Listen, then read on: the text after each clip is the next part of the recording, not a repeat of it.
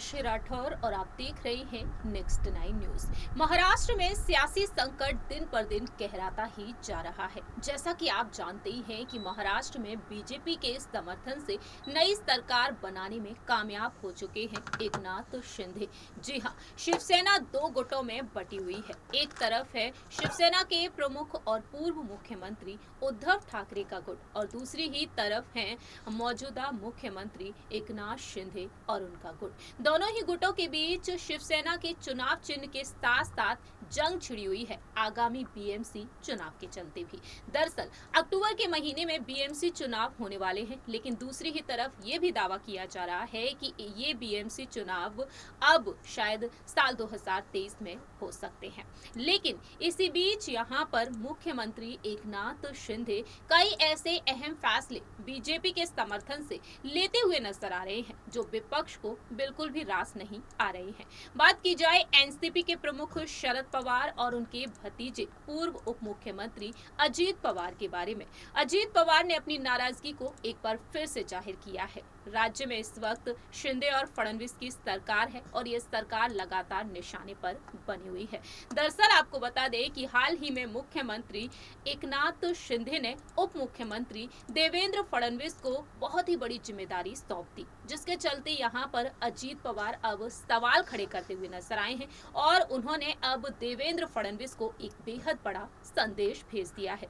दरअसल आपको बता दें कि संरक्षक मंत्री बना दिया गया है देवेंद्र फडणवीस को। 6 जिलों के संरक्षक मंत्री वह बना दिए गए हैं। इससे पहले जब मंत्रिमंडल का गठन हुआ, उस गठन के बाद देवेंद्र फडणवीस को कई बड़े बड़े मंत्रालय भी सौंप दिए गए। संसदीय बोर्ड में उन्हें शामिल कर लिया गया बीजेपी की तरफ से। देवेंद्र फडणवीस के कंधों पर इस वक्त कई बड़ी जिम्मेदारियां हैं। महाराष्ट्र में भले ही वह मुख्यमंत्री के पद पर नहीं है, लेकिन उप मुख्यमंत्री रहते हुए वह कई बड़े पद अपने नाम कर चुके हैं। इसी बीच अजीत पवार ने कई सवाल खड़े कर दिए हैं। क्या कुछ कहा है आपको बताएंगे इस रिपोर्ट के जरिए। दरअसल आपको बता दें कि अजीत पवार ने हाल ही में निशाना साध दिया है शिंदे और फडणवीस की सरकार पर। मुख्यमंत्री एकनाथ शिंदे ने जिले के प्रभारी मंत्रियों की सूची जारी की और किसी मंत्री को एक और किसी को 2-2 जिलों का प्रभारी मंत्री बना दिया, लेकिन देवेंद्र फडणवीस को 6 जिलों का प्रभारी मंत्री बना दिया गया। ऐसे में विपक्ष नेता अजीत पवार ने यहाँ पर सवाल खड़े कर दिए हैं। अजीत पवार ने कह दिया है कि मैं तो एक ही जिले का प्रभारी मंत्री था, तब भी नाक में दम हो जाया करता था।